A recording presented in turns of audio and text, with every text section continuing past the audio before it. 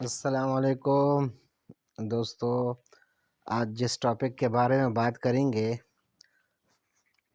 وہ ہے کہ اس دنیا میں مختلف نظریات رکھنے والے لوگ موجود ہیں۔ کوئی تو صرف کاز اور ایفیکٹ کے اوپر ایمان رکھتے ہیں، یقین رکھتے ہیں، اور کچھ دیندار لوگ ہیں۔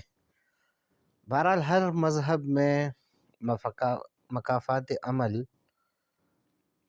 ایک اہم جز ہے، یعنی آپ جو بھی کچھ کریں گے کسی بھی شخص کے ساتھ، وہ امیر ہو یا غریب ہو، اگر اس نے صبر کیا تو ایک نہ ایک دن اللہ پاک آپ سے اس کا بدلہ لے گا۔ یہ کہانی بھی اسی کے متعلق ہے کہ ایک ظالم نے غریب کے سر پر پتھر کھینچ مارا۔ غریب میں ہمت انتقام نہ تھی، خاموش ہو گیا۔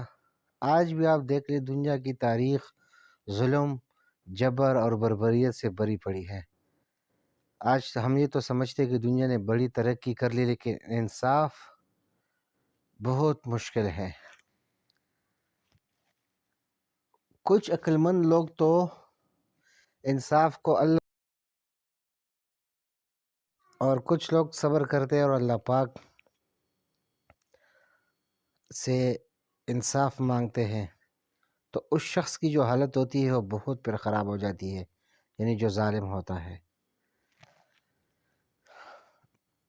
خاموش ہو گئے اور پتھر پاس رکھ لیا۔ کچھ مدت کے بعد اس ظالم کو بادشاہ نے کنویں میں ڈال دیا۔ وہ غریب وہاں پہنچا اور وہی پتھر اس کے سر پر دے مارا۔ ظالم نے پوچھا، تم کون ہو؟ یہاں پہ ایک بڑی عجیب بات یہ ہے کہ جب ایک انسان دوسرے انسان کے ساتھ ظلم کرتا ہے تو مظلوم کبھی بھی اس کو نہیں بھولتا۔ ظالم بھول جاتا ہے لیکن مظلوم کبھی نہیں بھولتا، کیونکہ اس نے تو تکالیف اور مصیبتیں جھیلی ہوتی ہے۔ ظالم نے پوچھا، تم کون ہو؟ کہا، میں فلاں ہوں، اور یہ وہی پتھر ہے جو فلاں روز تم نے میرے سر پر مارا تھا۔ کہا، اتنی مدت کہاں رہے؟ جواب سنیے ذرا۔ جواب دیا کہ میں تمہارے جاہ سے ڈرتا تھا، طاقت سے۔ اب تمہیں چاہ کنویں میں دیکھا تو موقع کو غنیمت سمجھا۔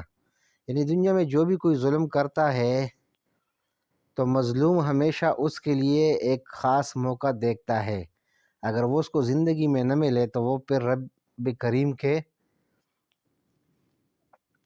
سہارے اس کو چھوڑ دیتے، اور اللہ پاک جب کسی سے بدلہ لیتا ہے تو پھر دنیا دیکھتی ہے۔ اس کو انگلش میں کہتے ہیں the will of God grant slowly but exceeding small۔